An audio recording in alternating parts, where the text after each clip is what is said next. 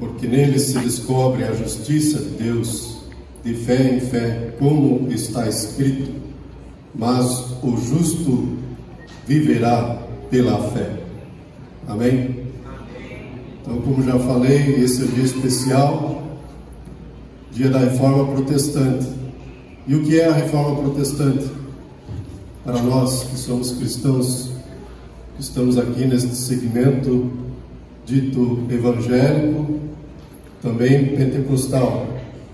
Pois bem, a Reforma Protestante ela é um marco importantíssimo na história da Igreja, não somente também na história da humanidade, porque a partir da Reforma Protestante, a Igreja ela saiu de um longo período de escuridão a qual passava, e de obscuridade, e adentrou num período de luz por meio da palavra do Senhor. Quando no dia 31 de outubro de 1517, o monge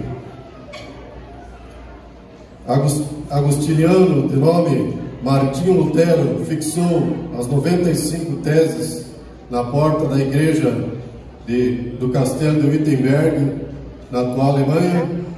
Então este não foi um protesto tão somente, foi alertar ali o povo a respeito dos abusos que a igreja estava cometendo por meio dos seus sacerdotes e com o consentimento do Papa. E a Reforma Protestante, a partir daquele ato, a partir daquela ação que Martinho Lutero tomou, o curso da igreja tomou um novo rumo. A igreja nunca mais foi como antes.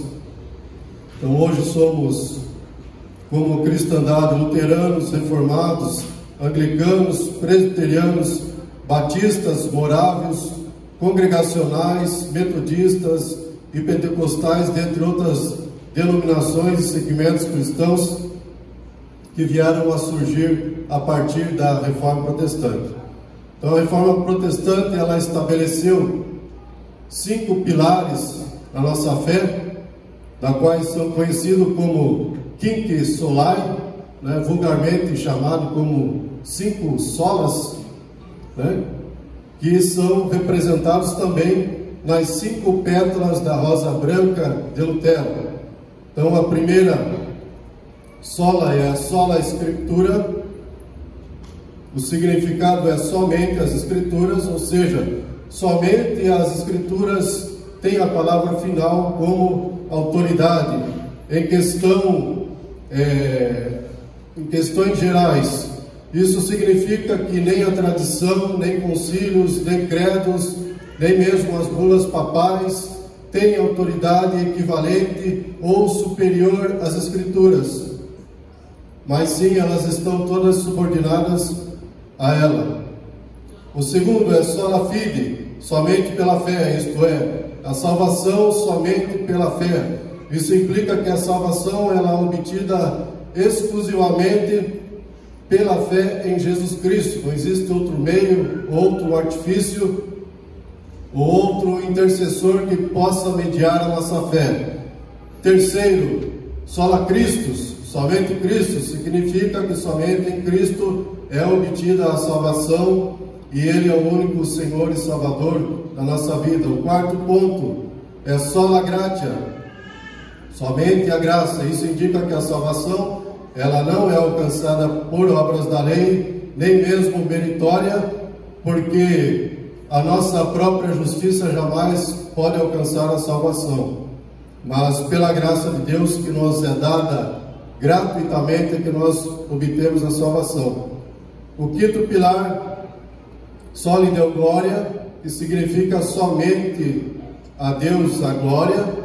É o único merecedor de toda a honra, o nosso Senhor e Salvador Jesus Cristo. A Ele toda adoração. Ninguém merece mais adoração, nem outra pessoa pode ser adorada a não ser o nosso Deus. E regressando um pouco à história, olhando lá para a Idade Média, que também é chamada ali o período das trevas onde a igreja esteve mergulhada nessa escuridão por praticamente 1000 anos.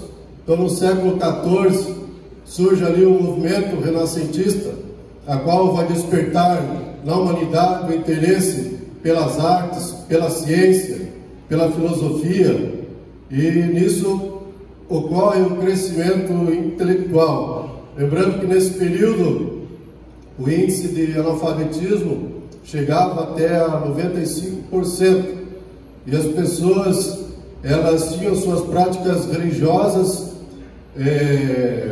muito ritualísticas, e também elas dependiam muito da igreja, e nisso a igreja detinha toda a autoridade, inclusive no governo político, não somente no campo religioso. As missas eram rezadas em latim, ou seja, o povo não entendia aquilo que era pregado, aquilo que era rezado dentro das homilias das missas. Os próprios sacerdotes, eles conheciam bem pouco as escrituras, haja visto que somente tinham contato ali com as liturgias dominicais, aqueles textos selecionados pela Igreja Católica. Então, entre os avanços tecnológicos, merece destaque a invenção da imprensa de tipos móveis de Gutenberg em 1439, na Alemanha, que também proporcionou ali a divulgação das 95 teses de Martinho Lutero, e também futuramente a impressão dos escritos de Lutero, assim como a Bíblia traduzida. Então, pouco antes de Lutero surgiram também os pré-reformadores, também conhecidos como precursores da Reforma. Então, tais como John Wycliffe na Inglaterra, Pedro Valdo na França, Jerônimo Savonarola na Itália, além do tcheco John Hus. Todos morreram pelo ideal da Reforma. Então, cabe aqui ressaltar John Hus, cujo seu nome significa ganso. Então, antes da sua morte, ele proferiu as seguintes palavras: assarão um ganso agora, mas em 100 anos ouvirão um cisne cantar e terão que aguentá-lo. Então, isso estava se referindo ao próprio Martinho Lutero, que em 1531 reconheceu que as palavras de John Hus se referia à sua própria pessoa. Agora, um pouco sobre a biografia de Martinho Lutero. O Martinho Lutero nasceu em Eisleben, na Alemanha, em 1483. No ano seguinte, seus pais eles se mudaram para a cidade de Mansfield, próximo ali à sua cidade de nascimento, e seu pai ali tinha por ofício a mineração. Lutero ele teve uma infância normal, mas ele teve também uma educação muito rígida dentro do sistema católico. Aos 12 anos de idade ele foi estudar em Magdeburgo, onde passa por muitas dificuldades, questões até mesmo de alimentação, que ele teria que ir nas ruas para conseguir dinheiro para poder se alimentar e também estudar. E depois disso ele passa por um ano nessa cidade, e então é transferido para Eisenach, onde ele passa a morar com seus tios, mas também continua nessa mesma dificuldade financeira. Então, aos 16 anos de idade, seus pais conseguem ali uma condição melhor de vida, e desejavam então que seu filho não tivesse o mesmo destino que o seu pai na mineração, e era sonho de seu pai que Lutero se tornasse um advogado. Então, em 1501, Lutero ingressou na Universidade de Erfurt, que tinha mais de 1000 estudantes, e a cidade era o centro intelectual da região. Então foi onde Lutero ele se graduou como mestre em artes, também como bacharel em música. Ali ele estudou gramática, retórica, metafísica e lógica. Depois ele se tornou doutor em filosofia. Lutero, então, cumprindo o desejo de seu pai, após essas graduações, ele então iniciou no curso de Direito. mas não permaneceu por muito tempo. No dia 2 de julho de 1505, quando ele estava retornando para sua casa, se deparou por uma grande tempestade, estava a 10 quilômetros da sua casa, e ele temeu muito por sua morte. Então ali ele dobrou os seus joelhos e fez um voto para Santa Ana, a mãe de Maria. Ele era da tradição católica, e rogou a Santa Ana que, se ele fosse livre daquela tempestade, né, ele serviria a Deus como monge. E foi assim que aconteceu. Lutero foi salvo daquela tempestade e cumpriu com a sua promessa.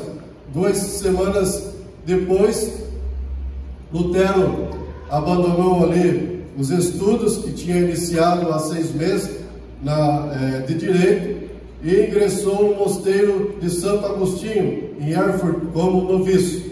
No ano seguinte, em 1506, ele se torna monge, e em 1507 ele realiza sua primeira missa.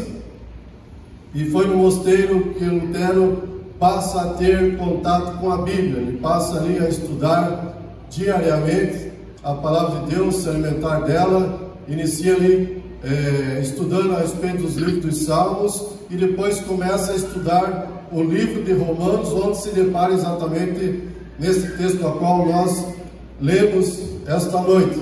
E através da leitura desta palavra, ele começa a entrar em reflexão e também questionar muitos dos posicionamentos e práticas da Igreja Católica. Anos depois ele visita Roma, e lá ele se depara com coisas que ele jamais esperaria contemplar. Então ele vê uma devassidão total, até mesmo dos sacerdotes. Ele achava que Roma seria uma cidade santa, mas parecia mais uma Babilônia. Em 1512, ele graduou-se doutor em teologia e também recebeu o título de doutor da Bíblia. E em 1515 foi nomeado vigário de sua ordem, tendo sob autoridade 11 mosteiros. E nos anos de 1516 e 1517, ele proferiu ali 3 sermões contra as indulgências, até que na manhã de quarta-feira do dia 31 de outubro de 1517, então o monge germânico Martinho Lutero afixa na porta da igreja do Castelo de Wittenberg as 95 teses que ficaram conhecidas, né, e são o marco da reforma protestante. E esse ato dele, então, mudou totalmente o curso da igreja. Lutero, ao fixar as 95 teses, ele não tinha intenção de romper com a igreja. Ele simplesmente queria abrir os olhos do povo, levar o povo ao conhecimento, tirar o povo da ignorância, e a fim também de que a igreja, e principalmente o papado, seguisse os ditames da palavra de Deus. Então estes abusos denunciados ali por Lutero, os principais deles eram a venda de indulgências e a sinomia. O que era a venda de indulgências? A igreja, ela tinha como seu representante o padre dominicano John Tetzel, que ele ia de cidade em cidade no Império Sacro Germânico e fazia ali apresentações como peças teatrais, apresentando figuras do inferno e atemorizando o povo. Depois ele apresentava um documento e dizia que aquele documento tinha autoridade tanto para livrar almas do purgatório como do inferno, e até mesmo perdoar pecados futuros. E as pessoas, então, muito simples, muito humildes, vendiam suas posses, as suas propriedades, muitas das vezes o único recurso que tinham, depositavam ali aos cofres da igreja. E Tetzel apregoava que tão logo se ouvia uma moeda caindo no cofre, uma alma saltava do purgatório. Então essa era a pregação de Tetzel. E foi então refutado nas teses de 30 a 40 de Lutero, que diz que a carta de indulgência não é garantia de salvação, não há como saber se uma pessoa está verdadeiramente arrependida e, portanto, nenhum documento, mesmo assinado pelo Papa, garante a salvação, e nem a carta de indulgência torna o arrependimento desnecessário. Então, o segundo ponto combatido por Lutero era a simonia. Então, a simonia é definida como a compra ou venda de favores espirituais, ou seja, bênçãos ou dons, cargos eclesiásticos, sacramentos ou relíquias religiosas. Então, o termo simonia, ele foi criado a partir de Simão, o mago que queria comprar o poder espiritual manifesto na vida dos apóstolos, conforme nós podemos ver na Bíblia Sagrada, lá em Atos dos Apóstolos, capítulo 8, a partir do versículo 9 até o versículo 21. A tese 86 de Lutero diz que, ainda que o Papa, cuja fortuna hoje é maior do que a dos mais ricos crassos, não prefere edificar a Catedral de São Pedro de seu próprio bolso, em vez de fazer com o dinheiro dos pobres. Então esse era o questionamento que Lutero tinha, porque a igreja ela era muito rica e a população em geral era muito pobre e oprimida. E a intenção então do Papa Leão X era construir a Basílica de São Pedro. E em 1518 Lutero foi acusado de heresia. Em 1520 o Papa Leão X, incomodado, escreveu documentos exigindo a retratação de Lutero, sobre a pena de excomunhão.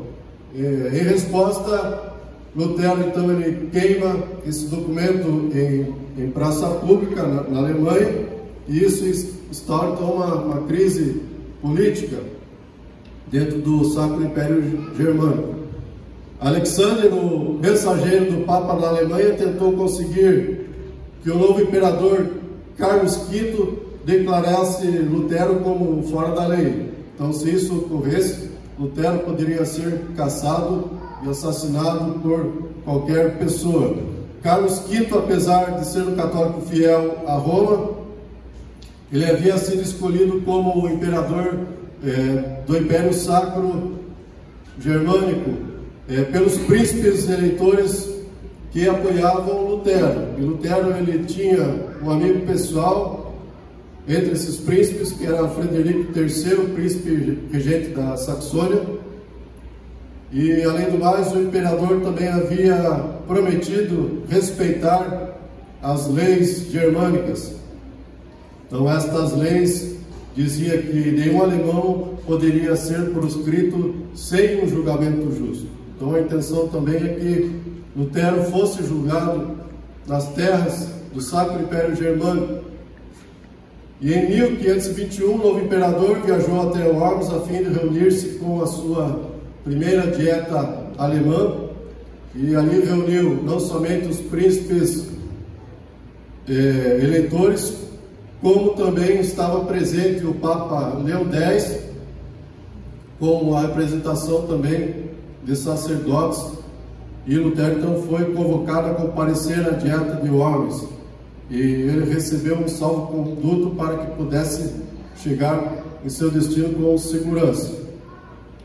Então estava presente nessa dieta, então, como já falei, a maior autoridade então seria o Papa Leão X. E quando Lutero chega à Alemanha para essa dieta, então foi apresentado ali os seus livros, os seus escritos. E quando perguntado se os seus livros eram de sua autoria, ele respondeu que sim. Ele foi submetido a uma segunda pergunta: concordas com o conteúdo escrito ou queres retratar? Então eles já estavam ali pressionando Lutero para voltar atrás, porque ele sabia que muitos daqueles que foram considerados hereges foram lançados na fogueira da Inquisição. E Lutero então pediu um tempo para responder e lhe foi concedido 24 horas para lhe dar a resposta. Então, no dia seguinte, Lutero respondeu: a menos que possa ser refutado e convencido pelo testemunho da Escritura e por claros argumentos, visto que não creio no Papa nem nos concílios, é evidente que todos eles frequentemente erram e se contradizem. Estou conquistado pela Santa Escritura citada por mim, minha consciência está cativa à palavra de Deus. Não posso e não me retratarei, pois é inseguro e perigoso fazer algo contra a consciência. Esta é a minha posição. Não posso agir de outra maneira, que Deus me ajude. Amém. Então, Lutero, apesar dessa pressão, ele manteve-se firme e rejeitou tanto a infalibilidade papal, né, quanto os exageros ali cometidos pela igreja. E após a dieta de Worms, Lutero ele é autorizado a retornar ali à sua casa em Wittenberg, e no caminho de volta, então, ele é sequestrado por 5 homens que o levam, na realidade, em segurança até o castelo de Warfurt, e lá ele permanece por 10 meses. Em seu refúgio, Lutero ele deixou crescer a barba e usou o pseudônimo de Cavaleiro Jorge. Então, seu refúgio foi um local altamente providencial da parte divina. Então, nas noites frias, solitárias e silenciosas da madrugada também, o reformador aperfeiçoou mais a sua comunhão com Deus, que o fortaleceu e concedeu-lhe a graça e sabedoria para que o propósito divino viesse a cumprir na sua vida. Foi no seu pequeno quarto que ele fez a tradução do Novo Testamento grego para o vernáculo alemão em apenas 11 semanas, e também desenvolveu uma série de trabalhos intelectuais nesses 10 meses. Nesse período, Lutero permaneceu guardado pela mão do Deus Todo-Poderoso e também compôs o hino conhecido como Castelo Forte, que inspirou ele a compor esse hino mediante o Salmo 86. E este hino veio a se tornar o hino oficial da Reforma Protestante. E na nossa harpa cristã está sob o número 581. A tradução completa da Bíblia ela demorou um pouco mais tempo. A tradução do Antigo Testamento para o alemão foi realizada com o auxílio de Felipe Melanchthon, que foi também seu professor de grego, e foi concluída após 12 anos. E somente em 1534, a edição completa da Bíblia de Lutero saiu com 1620 páginas. Essa tradução para o alemão permitiu a unificação de toda a língua no Império Germânico. E 30 anos após a publicação dessa Bíblia também, o índice de analfabetismo reduziu consideravelmente. 70% da população da Alemanha passou a ser alfabetizada pela palavra de Deus. Lutero também ele se casou em 1525, ele casou-se com a ex-freira Catarina Bombora e teve 6 filhos. Lutero, como um amante da música, foi autor de 37 hinos, faleceu aos 62 anos, na mesma cidade onde nasceu, em 1846. A causa mais provável de sua morte é derrame cerebral. A reforma iniciada por Martinho Lutero na Alemanha, ela continuou com Felipe Melanchthon, também com Zwinglio na Suíça, e atingiu os Países Baixos e a Dinamarca, além da Escócia, França, Inglaterra, Holanda e no Novo Mundo, hoje conhecido, né, pela América do Norte. A herança da Reforma Protestante, então a maior herança da Reforma Protestante para todos nós foi devolver a palavra de Deus ao seu povo em seu próprio vernáculo, permitindo que cada um de nós leamos as Escrituras e a interpretamos com a ajuda do Espírito Santo. O desafio da Reforma Protestante no século XXI é que, se hoje queremos um avivamento, devemos nos reunir através do púlpito onde ouvimos a voz de Deus, não em redor de palcos, porque para nós o maior espetáculo ainda é a salvação de almas. Não necessitamos reformar as Escrituras, mas nos conformarmos a ela, renunciar ao pecado e ao mundo e seguir a nossa jornada com os nossos olhos fitos naquele que é autor e consumador da nossa fé. Que Deus abençoe a nossa vida.